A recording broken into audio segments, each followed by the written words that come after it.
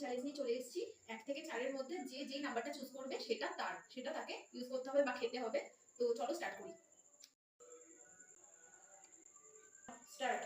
2 কি হবে? খুলি। আয়ো রে মা। হ্যাঁ? 1 এইবার কলা দাও।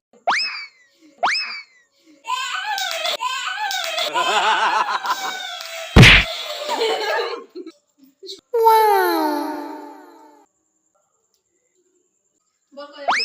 3 4 4 4